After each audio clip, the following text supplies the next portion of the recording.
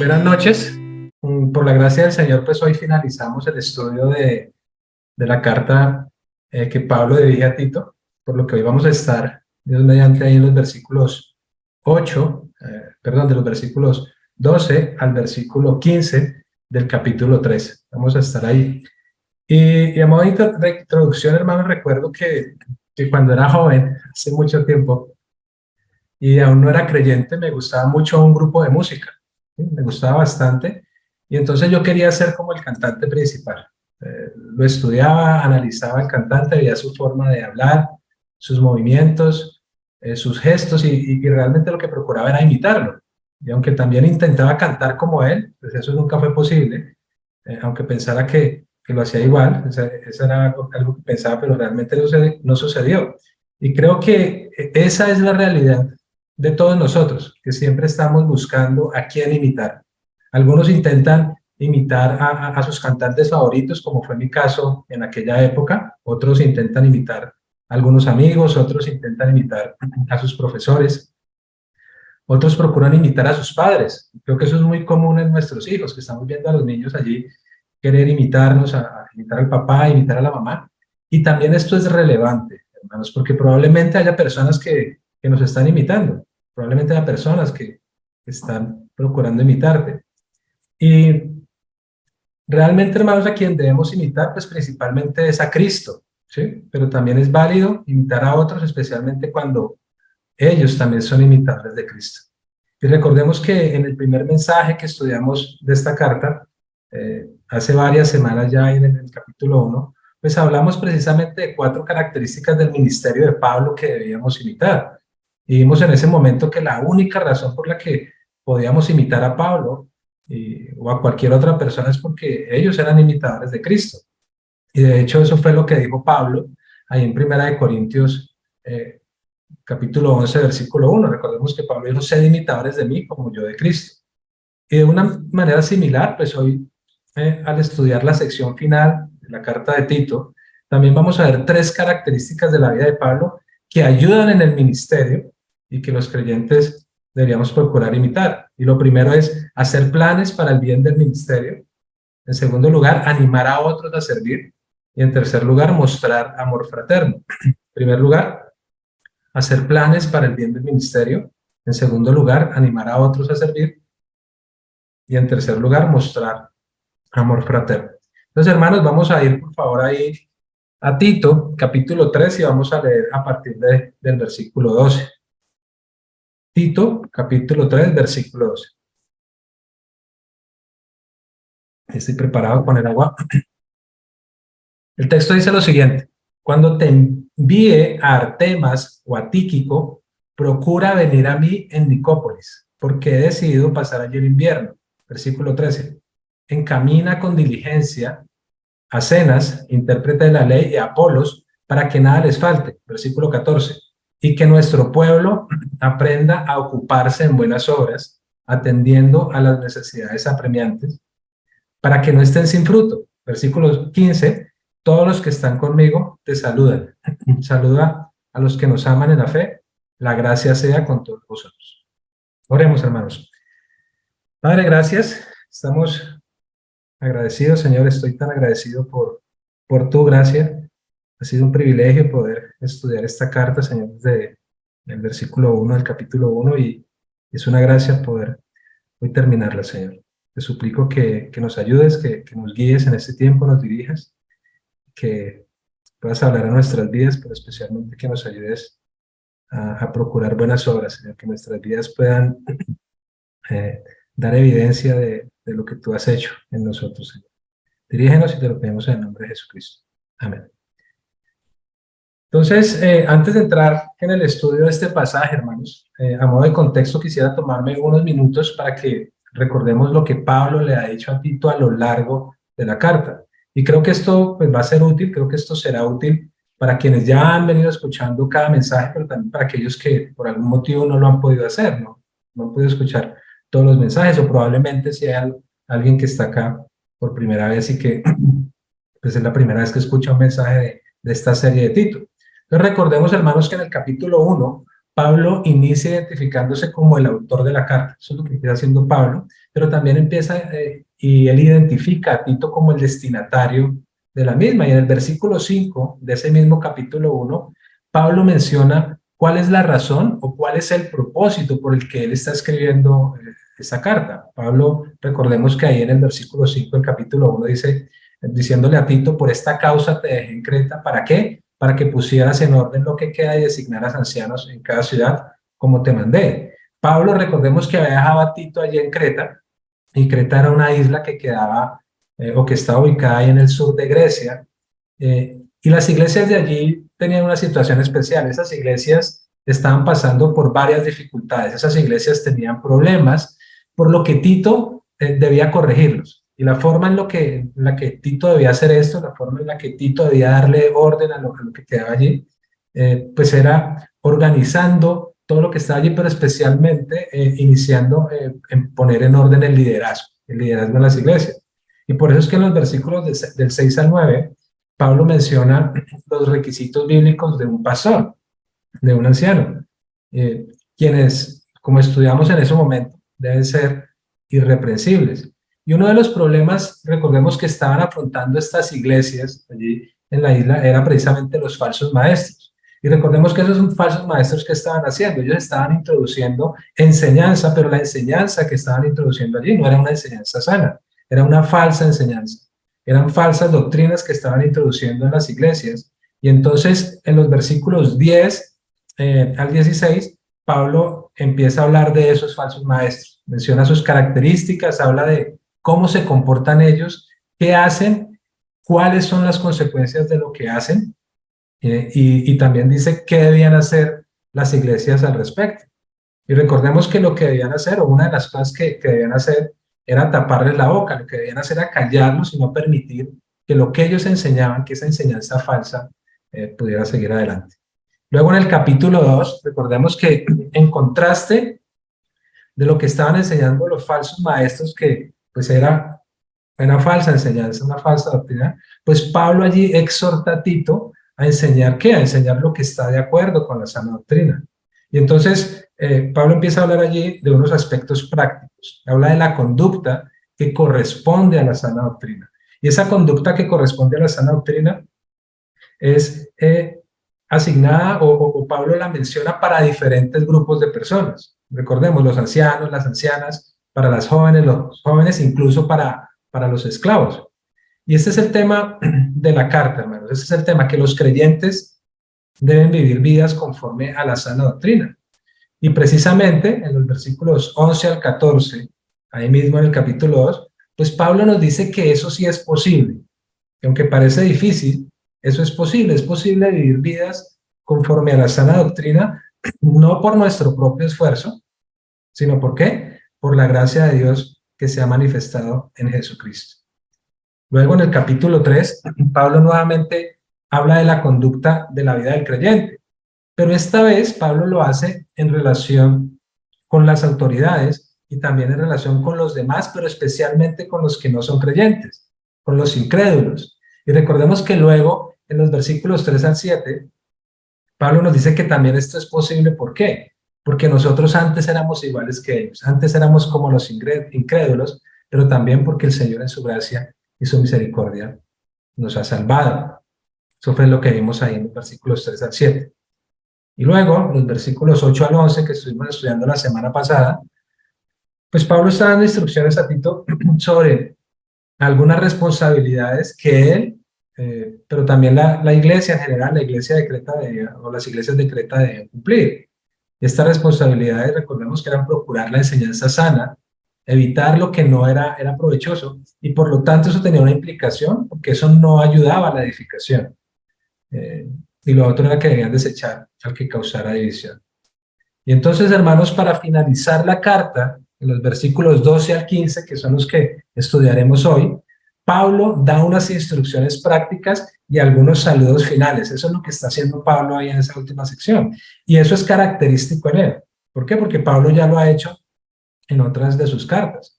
Y como dije hoy, entonces tenemos tres características de la vida de Pablo que ayudan en el ministerio y que los creyentes deberíamos imitar. Miremos la primera. ¿Cuál es la primera? Hacer planes para el bien del ministerio. Y ese es nuestro primer punto. Hacer planes para el bien del ministerio. Por favor, leamos nuevamente el versículo 12.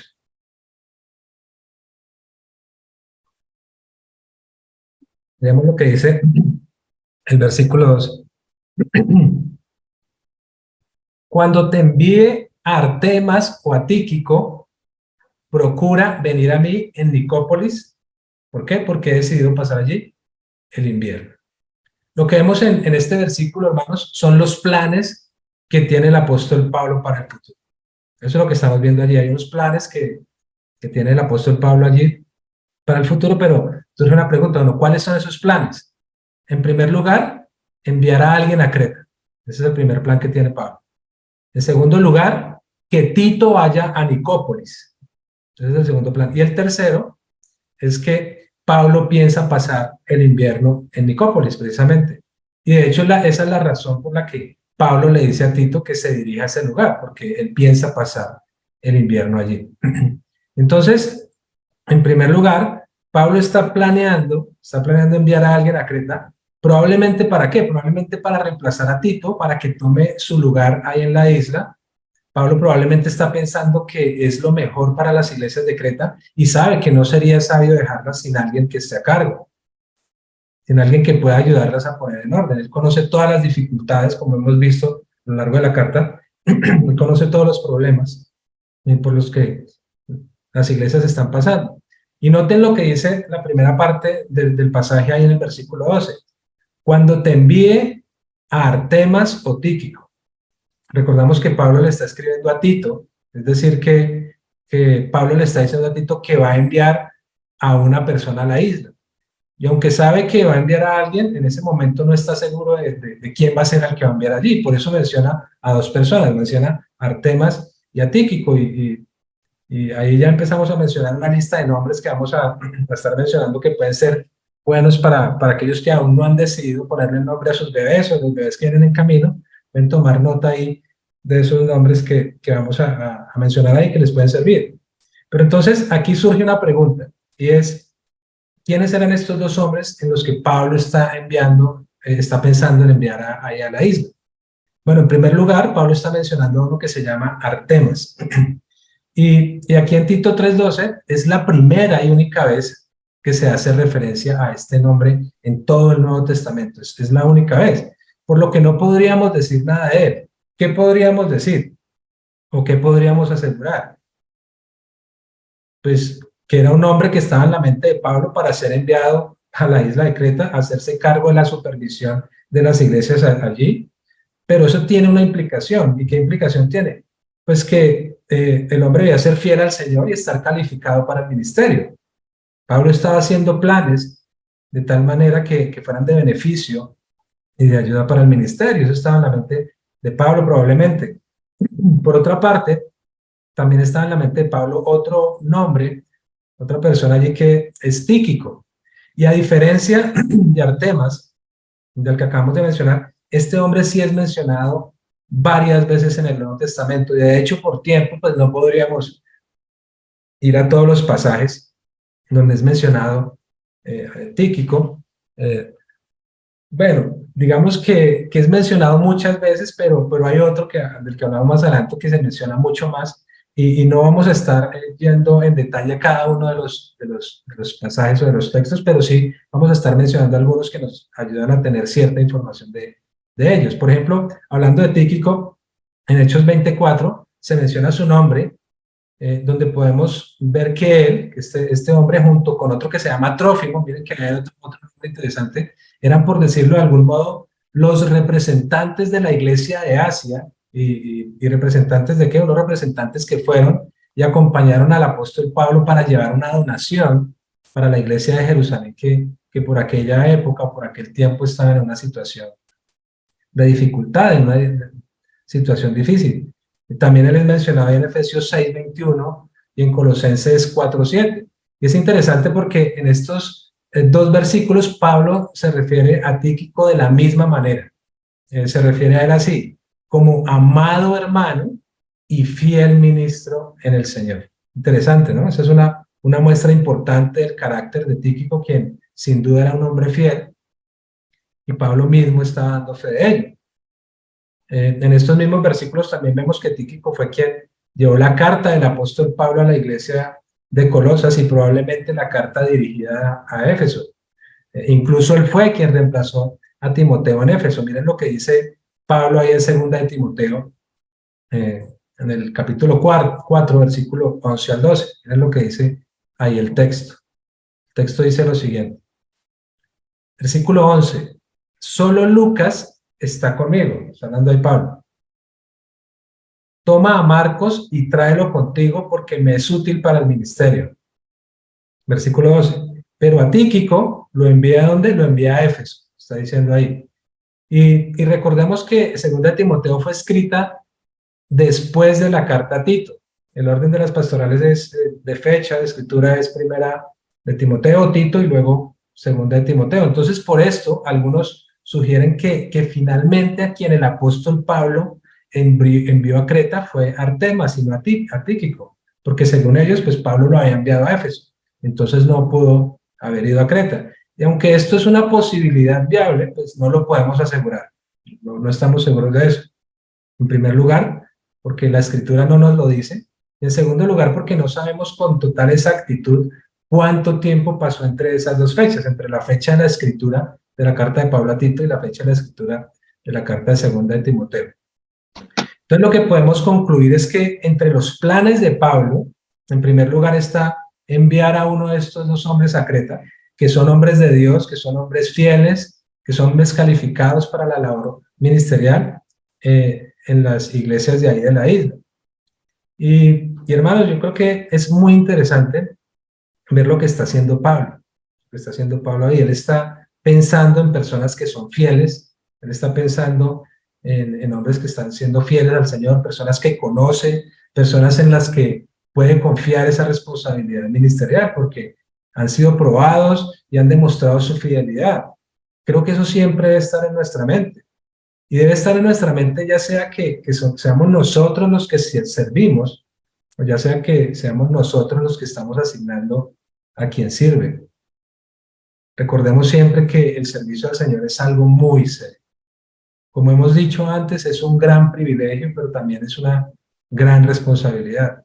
Así sea mover una silla, así sea mover una silla, así sea hacer algo que pareciera pequeño, pero también quiero hacer una aclaración, no estoy diciendo que mover una silla sea algo pequeño, porque cualquier servicio al Señor, cualquier tarea al Señor es de gran responsabilidad, ¿sí?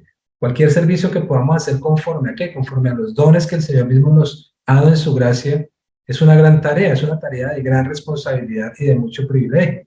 Entonces, ¿cuál es el punto? El punto es que quien lo haga debe ser una persona fiel, que ama al Señor y que lo que procura es servirle y haciéndolo todo para su gloria. Entonces, ahí continuando con el versículo 12, en segundo lugar, lo que está en los planes de Pablo es que Tito vaya a Nicópolis. ¿Sí? Eso es lo que está ahí en la mente de Pablo, que vaya a Nicópolis. Y miremos nuevamente lo que dice la primera parte del versículo 12. Dice, cuando te envíe a Artemas o a Tíquico, y noten lo que sigue ahí en el texto, procura venir a mí en Nicópolis. Procura venir a mí en Nicópolis. La idea de Pablo era que cuando llegara a Creta, ¿quién? Uno de los hombres que estaba pensando enviar allá a la isla, ¿para qué? Para que reemplazara a Tito. Pues Tito debía procurar ir a Nicópolis. Y es importante notar que esa palabra allí, procurar, ¿sí? La que se está usando allí, es un imperativo, ¿sí? Es un mandato. Entonces Tito debía hacerlo, debía procurar, debía apresurarse, debía intentar con esmero, debía hacerlo, pero debía hacerlo activamente y también debía hacerlo con diligencia. Él debía hacer todo lo posible por ir allá, por ir a Nicópolis. Y aquí surge una pregunta, y la pregunta que surge es respecto a Nicópolis. ¿Por qué? Porque en aquella época había muchas ciudades que se llamaban así. Había muchas ciudades con ese nombre, y una de las razones de esto, una de las razones por las que muchas ciudades se llamaban de la misma manera, es por lo que significaba, o por el significado de Nicópolis. ¿Y cuál era el significado? Ciudad de la victoria. Ese era el significado. Entonces, cada vez que un general romano ganaba una batalla, pues le ponía ese nombre a la ciudad que estaba más cerca. Le ponía Nicópolis. Entonces, imagínense, había muchas ciudades con ese nombre. Sin embargo, muchos eruditos coinciden en que lo más probable es que Pablo se está refiriendo a Nicópolis de Epiro, que está ubicada en la costa occidental de Grecia, cerca del mar Adriático, y que fue fundada por Augusto en el año 31 antes de Cristo, además de ser establecida como una colonia romana. Pero hay por lo menos dos razones posibles por las que esta Nicópolis era de la que a Pablo estaba hablando. Y la primera razón es por su ubicación. La ubicación de esta ciudad era estratégica. ¿Y era estratégica para qué? Para los planes futuros de Pablo. Para los planes futuros de Pablo, pero también para los de Tito. Pablo planeaba viajar hacia el suroeste y Tito planeaba viajar hacia el noroeste. Y la ciudad, por decirlo de algún modo, estaba como ubicada en el medio, en un punto intermedio. Entonces, estratégicamente, estaba bien allí. Y en segundo lugar, porque era una ciudad adecuada ¿para qué? Para pasar el invierno, que es lo que también vemos ahí en el texto. Entonces, en primer lugar, los planes de Pablo eran enviar a alguien a Creta, ese era lo que estaba en mente de él, pero en segundo lugar, que Tito fuera a Nicópolis. Y en tercer lugar, ¿qué estaban los planes de Pablo? Pasar el invierno allí. Y por eso es que le dice a Tito que procure llegar hasta esa ciudad. Leamos nuevamente la segunda parte ahí del versículo 12. Miren lo que dice. Procura venir a mí en Nicópolis. ¿Por qué? Porque he decidido pasar allí el invierno. Procura venir a mí en Nicópolis. ¿Por qué? Porque he decidido pasar allí el invierno.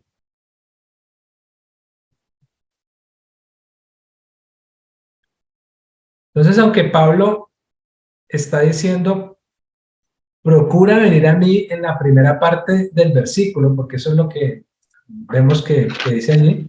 Luego dice, porque he decidido pasar, y noten lo que dice, he decidido pasar en donde, allí. Noten que no está diciendo, porque he decidido pasar el invierno aquí, él está diciendo allí. Entonces, el uso de ese adverbio, el uso de la palabra allí, indica que Pablo todavía no está en Nicópolis. Y esto es interesante y útil porque algunos aseguran que Pablo escribió esta carta desde Nicópolis, lo cual no sería exacto. Pablo había decidido entonces pasar allí el invierno y aunque confiaba totalmente en la soberanía de Dios, aunque Pablo sabía y vivía una vida de total confianza en el Señor, eso es lo que vemos en sus cartas, él hacía lo que le correspondía. Pablo estaba haciendo lo que le tocaba hacer.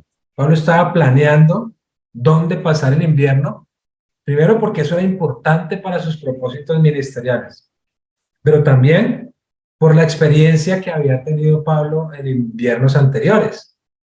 Pablo conocía de primera mano lo difícil que era un viaje en barco y lo difícil que era hacerlo por mar, pero también lo difícil que era hacerlo durante el invierno. Recordemos lo que sucedió en Hechos 27 y en Hechos 28.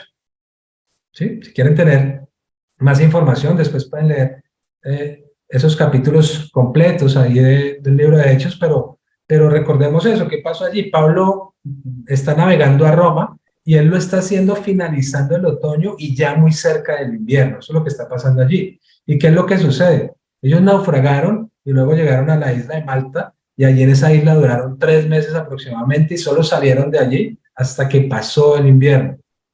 Pablo entonces estaba siendo responsable, como le digo, que confiaba en el Señor, estaba haciendo lo que le correspondía. Él estaba haciendo planes de dónde pasar el invierno. Incluso es interesante lo que dice un comentarista sobre este pasaje. Y cito, el comentarista dice lo siguiente, algunos pasajes muestran que Pablo procuraba pasar los inviernos con otros cristianos, y note, en lugares estratégicos para el ministerio del Evangelio. Su elección de Nicópolis hacía que tanto él como Tito avanzaran un paso más al oeste del área donde había concentrado la mayor parte de sus actividades, y es muy probable que la haya elegido con el fin de cumplir su deseo de ir donde el Evangelio no había sido aún predicado. Y hemos dicho, hermanos, que Pablo es un ejemplo digno de imitar. Y hemos dicho que Pablo es un ejemplo digno de imitar, pero lo hemos dicho porque es un imitador de Jesucristo, principalmente por eso. Y creo que es importante que recordemos que como creyentes debemos ser esforzados, debemos planear en dependencia del Señor, debemos ser buenos trabajadores, debemos ser diligentes y debemos ser ejemplo en todo eso, incluido cuando servimos al Señor. Aunque confiamos en Dios, hacemos lo que nos corresponde y anhelamos y procuramos hacerlo bien. Queremos hacerlo bien, queremos hacerlo de la mejor manera con la ayuda del Señor, porque lo que hacemos, lo hacemos como para Él. Entonces, una característica de la vida de Pablo es eso, que ayudaba en el ministerio del Evangelio y que los creyentes pues, deberíamos procurar imitar esto. Esa característica, que es la primera la que hemos mencionado, es hacer planes y hacer planes precisamente para el bien del ministerio. Pero hay una segunda característica más. Hay una segunda característica de la vida de Pablo y esa segunda característica es la que nos lleva al segundo punto. ¿Y cuál es? Animar a otros a servir. Entonces, en primer lugar, hacer planes precisamente para el bien del ministerio. Y una segunda característica es animar a otros a servir. Y ahora leamos los versículos 13 y 14. Vamos allí a ese texto y vamos a leer lo que dice el versículo 13. Versículo 13 dice, encamina con diligencia a Zenas, otro nombre ahí, intérprete de la ley, y a Apolos, para que nada les falte. Versículo 14. Y que nuestro pueblo aprenda a ocuparse en buenas obras, atendiendo a las necesidades apremiantes para que no estén sin fruto. Ahora Pablo nos dice que en Creta están dos hombres. Interesante. Nos dice ahora que hay dos hombres ahí que son Zenas y Apolos, pero esos dos hombres tienen una característica especial o una necesidad especial de la cual está hablando Pablo allí. Dice, Zenas y Apolos a quienes es necesario cubrir sus necesidades. Pero aquí también surgen dos preguntas. ¿Qué hacían estos dos hombres allí? Es la primera pregunta, y la segunda sería, ¿quiénes eran ellos? Bueno, en primer lugar, el texto no nos dice qué hacían ellos allí, pero una posibilidad es que ellos hayan sido enviados por el apóstol Pablo, incluso para entregar a Tito la carta, esta carta que estamos leyendo, pero esto es solo una posibilidad. Y respecto a quiénes eran ellos, bueno, del primero, que es Zenas, al igual que de Artemas, no sabemos nada porque también solo aparece en este pasaje, solo es mencionado en este pasaje, y la información que tenemos es la que vemos en esta sección solamente. Y Pablo, ¿qué está diciendo de Zenas? Él dice que era intérprete de la ley.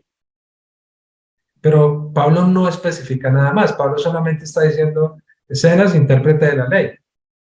¿Y por qué no podemos asegurar nada de él? Porque podría referirse a que era un experto en la ley judía, es decir, un experto en la ley de Moisés, un experto en la ley mosaica, pero también podría referirse a que era un experto en derecho romano, es decir, como un abogado de la época. Lo cierto es que el texto no nos dice nada de eso, solamente el texto nos está diciendo que era intérprete de la ley. Pero por otra parte, Apolos sí es mencionado varias veces en el Nuevo Testamento.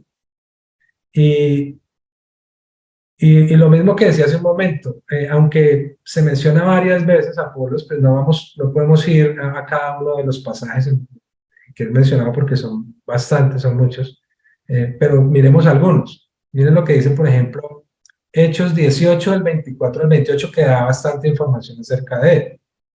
Hechos, capítulo 18, versículos 24 al 28. Miren lo que dice ahí el versículo 24. Llegó entonces a Éfeso un judío que se llamaba Apolos. Ahí está hablando de él. Y miren que dice dónde era. Natural de Alejandría. Y empieza a hablar de unas características de Apolos. Hombre elocuente, y noten, que era poderoso en que era poderoso en las Escrituras. Versículo 25. Este había sido instruido en el camino del Señor y siendo ferviente de espíritu, hablaba y enseñaba con exactitud las cosas referentes a Jesús, aunque solo conocía el bautismo de Juan. Versículo 26. ¿Qué empezó a hacer? Y comenzó a hablar con denuedo. ¿En dónde? En la sinagoga. Pero cuando Priscila y Aquila lo oyeron, ¿qué hicieron? Lo llevaron aparte y le explicaron con mayor exactitud el camino de Dios. Eso fue lo que hicieron Priscila y Aquila. Versículo 27. Cuando él quiso pasar a Acaya, los hermanos lo animaron y escribieron a los discípulos que lo recibieran. Y cuando llegó, ayudó mucho a los que por la gracia habían creído. Versículo 28. ¿Por qué?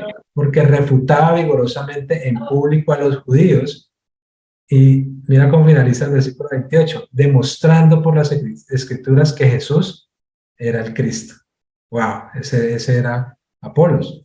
Pero Apolos es mencionado muchas veces, yo creo que todos conocemos algunos pasajes, porque él era el mismo del que escribió Pablo ahí en Primera de Corintios 11, en Primera de Corintios 1, en versículos 11 y 12, cuando Pablo está animando a la iglesia a que no hayan divisiones ni contiendas, porque recuerden que unos decían que eran de Pablo, otros decían que eran de Apolos, ese es el Apolos del que estamos hablando, otros decían que eran de Cefas, otros de Cristo. Entonces Pablo le está hablando a Tito sobre estos dos hombres, Zenas, pero también está hablando sobre Apolos. ¿Para qué? Para que los encamine con diligencia. Eso es lo que dice. ¿Para qué? Para que nada les falte. Y la palabra usada allí para encaminar también es un verbo imperativo.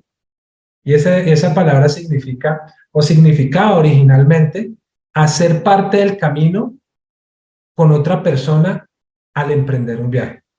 Eso es lo que significaba originalmente, hacer parte del camino con otra persona al emprender un viaje. Pero después, posteriormente, llegó a significar proveer para las necesidades de alguien, proveer para las necesidades de alguien sin tener que acompañarlo en su viaje. ¿De acuerdo?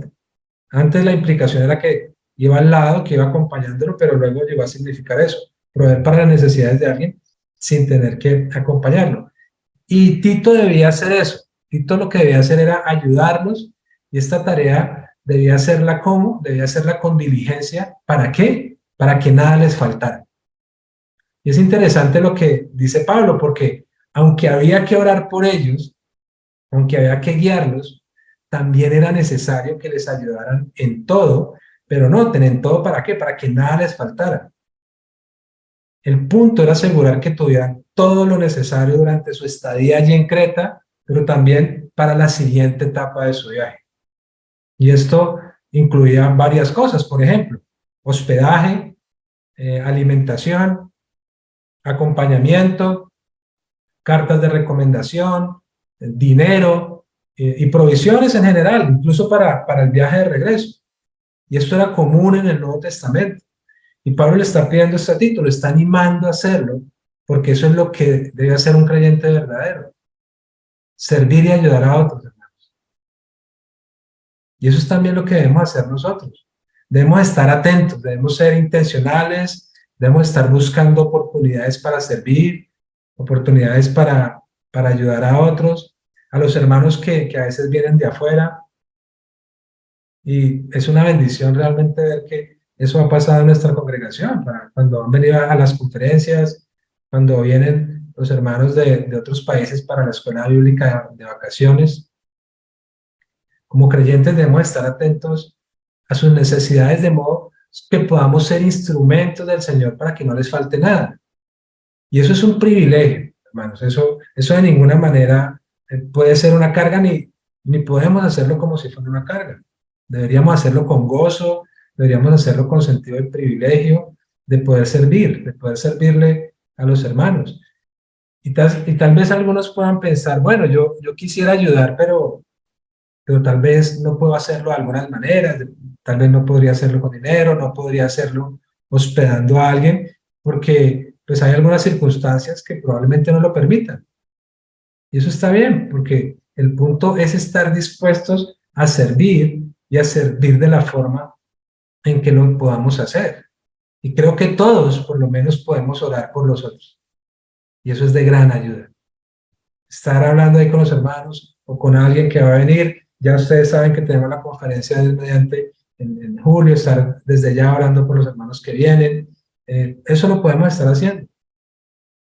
Aunque el servicio debe ser una característica del liderazgo, esto también es importante. No es una tarea exclusiva del liderazgo. Porque a veces lo pensamos así, a veces pensamos que el servicio solamente debe ser, debe aplicar para los pastores o para el liderazgo de la iglesia. Y no, no es así. El servir y ayudar a otros no corresponde solamente a los pastores o a los líderes de una congregación, sino que es una tarea de toda la iglesia, es una tarea de todos. Como les digo, es un privilegio. Y miren lo que dice el versículo 14, porque es interesante allí lo que sucede, hay una conexión.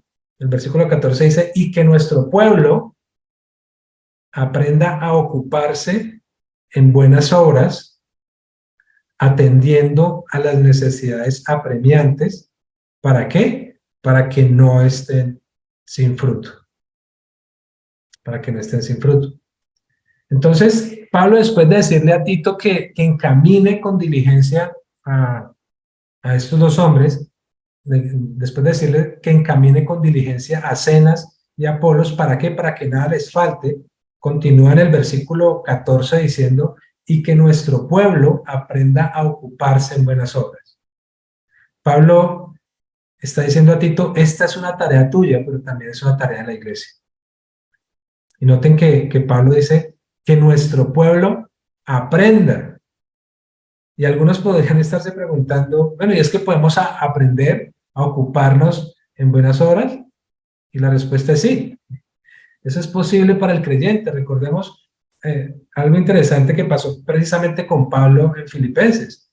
Filipenses 4:11 dice, está hablando Pablo, no que hable porque tenga escasez, pues he aprendido a contentarme cualquiera que sea mi situación. Interesante, Pablo dice que ha aprendido a contentarse cualquiera que sea su situación. Pablo había aprendido a tener contentamiento a pesar de cualquier circunstancia. Pero ¿saben cómo lo aprendió?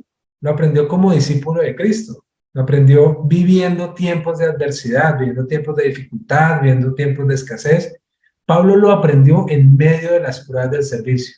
Solo de esa forma él podía depender y esperar solo en Dios. Por decirlo de algún modo, Pablo aprendió en la práctica. Y de la misma manera los cretenses, y por aplicación nosotros, hermanos, podemos aprender a ocuparnos en buenas obras. La práctica es lo mejor. Cuando lo hacemos, practicamos. Algunos saben que yo soy profesor de informática y yo digo a mis estudiantes, pues si no practican, no es posible que aprendan. Esa es la parte que les corresponde a ustedes. Deben practicar porque de lo contrario van a olvidar. Entonces la palabra que usó Pablo aquí en el versículo 11 de Tito 3 para aprenda también es un imperativo y es continuo. Pablo quiere que los creyentes se mantengan aprendiendo. Eso es lo que quiere Pablo, que los creyentes se mantengan aprendiendo por medio de la acción. Y la acción a la que se refiere es ocuparse en buenas obras. Y es interesante notar que esta expresión, ocuparse en buenas obras, es exactamente la misma que Pablo usa unos versículos atrás, en el versículo 8, pueden mirar ahí un poco antes, que él dice, palabra fiel es esta, versículo 8 ahí del mismo capítulo 3. Y en cuanto a estas cosas, quiero que hables con firmeza para que los que han creído en Dios, ¿qué? Procuren ocuparse en buenas obras. Aquí aparece nuevamente el tema de esta carta, como ya lo hemos dicho. Una vida adornada con buenas obras, pero ¿por qué? Por la obra que Dios ha hecho en su pueblo.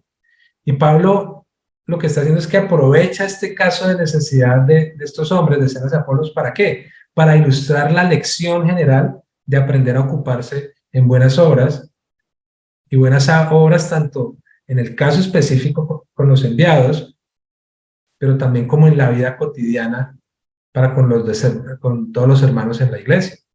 Y además noten que Pablo a continuación ahí mismo en el versículo 14 dice, ¿cómo el pueblo puede aprender a ocuparse en buenas obras? Miren lo que dice el texto, atendiendo las necesidades apremiantes, que es lo que hemos dicho. Y, y esto es hermoso, hermanos, porque aunque sabemos que la causa de las buenas obras que pudiéramos llegar a ser nosotros es la obra de la gracia de Dios en nuestras vidas, pues es necesario que seamos diligentes, que aprendamos a ocuparnos de ellas, atendiendo las necesidades de otros, de nuestros hermanos. Eso debe ser de ánimo.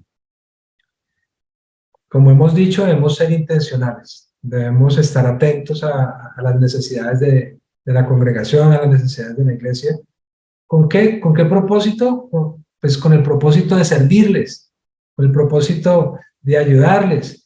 Y si de pronto no podemos hacerlo por algún motivo, pues lo que sí podemos hacer es avisar a nuestros pastores. Si alguien está en una situación de necesidad y no saben, pues hay que avisar a los pastores, al liderazgo, para que se puedan ocupar.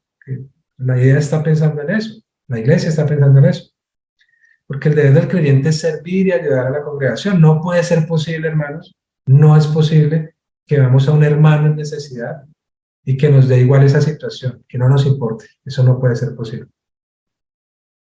Ocuparse de buenas obras debería ser la realidad de los creyentes de Creta, cuando había casos específicos de necesidad en la iglesia, pero también debe ser nuestra realidad. Y qué hermoso es ver esto en nuestra iglesia, cómo se sirven unos a otros, cómo están atentos a las necesidades de los demás, pero especialmente cómo están dispuestos a servir y ayudar. Hermanos, eso es una gracia del Señor y es algo que debemos seguir aprendiendo, es algo en lo que debemos seguir creciendo cada día. ¿Para qué? Para la gloria de Dios. Y aquí también quiero hacer una aclaración, porque aquí puede surgir una pregunta, es, bueno, ¿y a qué se refiere Pablo con las necesidades apremiantes? O sea, ¿qué es lo que tengo que hacer? Bueno, en primer lugar, hermanos, Pablo no se está refiriendo a proveer para todos los caprichos de los hermanos, ese es un punto importante, pero tampoco se está refiriendo a sostener a alguien que puede trabajar y no quiere hacerlo. ¿Sí? Pablo se refiere a servir y ayudar en las necesidades básicas para el sostenimiento de un hermano que verdaderamente lo necesita. Ahora, ¿y por qué la iglesia de Creta debía hacer esto? ¿Por qué debía ocuparse en buenas obras? ¿Por qué debía hacer eso atendiendo las necesidades apremiantes de sus hermanos? Que es lo que veíamos antes en el texto. Bueno, la parte final del versículo 14 nos da la respuesta. ¿Para qué? Para que no estén sin fruto. Eso es lo que dice el texto ahí, para que no estén sin fruto. Y aquí hago otra aclaración. No es posible que un creyente verdadero esté sin fruto. Es importante que lo tengamos en mente. Como dice Hendrickson, el autor de esta epístola comprende plenamente que aunque la gracia es la raíz, las acciones nobles son el fruto del árbol de la salvación. Entonces, si los cretenses realmente son creyentes genuinos, darán fruto. ¿Por qué? Porque están unidos a Cristo. Y como dice el Señor Jesucristo ahí en Juan 15:8, en 15:8, en esto es glorificado mi Padre. ¿En qué? En que deis mucho fruto y así probéis que son mis discípulos. Un creyente da evidencia de su salvación por las obras que el mismo Señor prepara de antemano. Y por medio de estas obras un creyente no será infructuoso delante de él.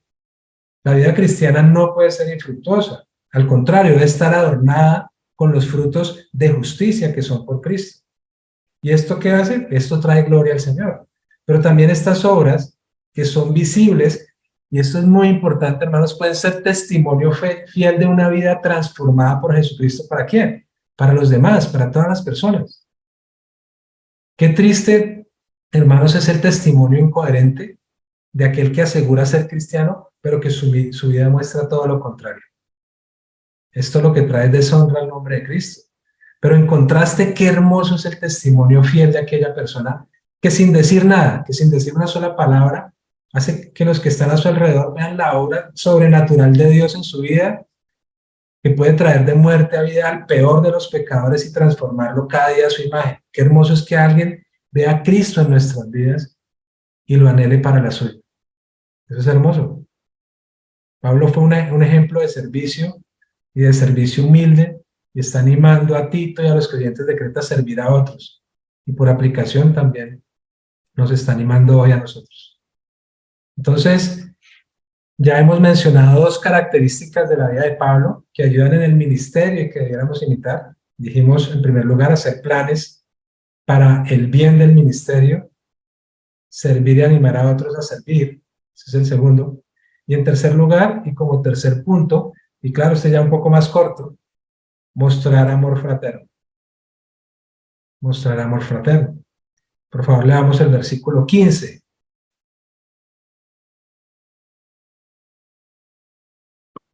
El versículo 15 dice, todos los que están conmigo te saludan.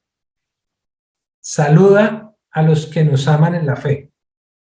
La gracia sea con todos vosotros. Esa es la forma en la que Pablo termina la carta de Tito. La gracia sea con todos vosotros. Pablo finaliza esta sección y esta carta como lo hacía generalmente, es decir, con saludos de parte de él y de su equipo, de quienes lo acompañaban, y en segundo lugar, a los cristianos de las iglesias a quienes iban dirigidas sus cartas. Entonces aquí Pablo empieza diciendo, todos los que están conmigo te saludan. Pablo inicia enviando saludos de parte de los que están con él, porque siempre está acompañado de algunos hermanos. Eso lo vemos también de forma repetida ahí en sus cartas, excepto cuando dice estar solo, ahí en 2 de Timoteo 4:16 y que estaba muy cerca de su muerte. Pero ahora está con otras personas, y aunque no sabemos quiénes eran, porque pues, el texto no dice sus nombres, probablemente Tito sí lo sabía. Y algo especial es que aquí vemos una muestra de ese amor fraternal entre ellos. Pero luego dice, saluda a los que nos aman en la fe. Saluda a los que nos aman en la fe. Es decir, que Pablo envía saludos ¿a quién? A los cristianos de ahí de la isla, a los cristianos de Creta, aquellos que permanecen unidos por los lazos de amor en esa fe. Entonces ese es el énfasis que vemos cuando dice a los que nos aman en la fe. Y en tercer lugar, y como última frase de la carta, Pablo dice, la gracia sea con todos vosotros. La gracia sea con todos vosotros. De la misma manera que Pablo finaliza la segunda carta a Timoteo, así también finaliza esta carta dirigida a Tito. Pablo dice, la gracia sea con todos vosotros. Pero es aún más interesante que Pablo finaliza la carta de la misma manera que comenzó, con la gracia de Dios, como lo vimos en el capítulo 1, versículo 4. Y recordemos que por ahí estuvimos hablando de la gracia de Dios, estuvimos en unas semanas anteriores hablando de ello, y recordemos que la gracia de Dios, ¿qué es? Es el favor generoso de Dios de un modo perfecto para aquellos que no lo merecen, para aquellos que son pecadores y están bajo la sentencia de la condenación divina y que lo único que merecen es el infierno. Esta gracia es originada en Dios y es otorgada al hombre por medio de Jesucristo. La gracia es la causa de la salvación, es la causa de la seguridad de la salvación en la vida del creyente. La gracia nos enseña y nos capacita para vivir vidas piadosas. Y esto lo sabía Pablo, porque esto es lo que nos dice en el capítulo 2, versículos 11 al 14, que estudiamos antes. Entonces el apóstol Pablo pide ahora que esta gracia continúe haciendo su obra, ¿en qué? En la vida de los creyentes de las iglesias de Creta. Y aunque es una carta dirigida a Tito, aunque es una carta dirigida a una sola persona, aunque es una carta individual, Pablo concluye con una expresión en plural. Él se está refiriendo a todos los creyentes de la isla, a todos a los que les ha estado hablando en toda la carta por medio de Tito. Pablo les dice, la gracia sea con todos vosotros. Pablo conoce las dificultades, Pablo conoce los problemas de las iglesias, eso es lo que hemos visto a lo largo de la carta en Creta, sabe que falsos maestros están introduciendo falsa enseñanza, saben que vendrán días difíciles y que llegará el sufrimiento, que probablemente llegará incluso la persecución, pero también sabe que la gracia del Señor suplirá toda necesidad, que la gracia de Dios que está a disposición de todos los cristianos es suficiente, pero también, hermanos, que es permanente y que por lo tanto podemos vivir confiados en el Señor, viviendo vidas que procuren glorificarle. Hermanos, nosotros también al ser creyentes hemos sido beneficiados de la gracia de Dios y lo seguimos siendo. Hemos visto la realidad de las iglesias del primer siglo que estaban viviendo diferentes situaciones, diferentes dificultades, y esa también es la realidad de muchas iglesias hoy. Pero a pesar de todo, la gracia de Dios se ha manifestado y lo ha hecho por medio de Jesucristo. Y es en Jesucristo en quien debe estar nuestra mirada y a quien debemos imitar cada día de nuestras vidas. Como creyentes debemos buscar imitar a Cristo cada día de nuestras vidas, pero también debemos imitar a hombres piadosos como el apóstol Pablo, a hombres y a mujeres piadosas de nuestra congregación. Y todo lo que hagamos, cualquier cosa que tú hagas, ya sea que estemos planeando por el futuro, ya sea que estemos sirviendo a otros, ya sea que estemos mostrando amor fraternal a otros, debemos hacerlo para la gloria de Dios. Recordemos, hermanos, que el tema de la carta de Tito es una vida adornada con obras que dan testimonio de la obra, de la gran obra, de la maravillosa obra que Dios ha hecho en nosotros. Persigamos crecer en buenas obras, lo cual es posible. ¿Por qué? Porque Dios las preparó de antemano para que anduviésemos en ellas. Hermanos, que el Señor nos ayude a conocerlo cada día más, que el Señor nos ayude a amarlo cada día más y que nos ayude a vivir para su gloria. Amados hermanos, que la gracia de Dios sea con todos ustedes. Oremos. Padre, gracias. Solo tengo palabras de agradecimiento, Señor, por el privilegio que nos das de estar expuestos a tu palabra. Gracias porque por tu gracia hoy pudimos finalizar el estudio de esta maravillosa carta, que es tu palabra. Y te suplicamos, Señor, que nos ayudes a vivirla cada día, a seguir aprendiendo, a seguir conociéndote cada día más, Señor. Que nos podamos ocupar de buenas obras que en primer lugar te den la gloria a ti, pero también que los demás, Señor, aquellos que no te conocen, puedan ver en nosotros lo que un Dios como tú hace, Señor. Que un Dios como tú hace posible lo imposible. Trae de muerte a vida a un cadáver espiritual como éramos antes. Gracias, Señor. Ayúdanos en cada cosa que hacemos. Ayúdanos a anhelar tu palabra cada día, Señor. Sumergirnos en ella y ayúdanos a vivirla. Te lo suplicamos en el nombre de tu Hijo. Amén.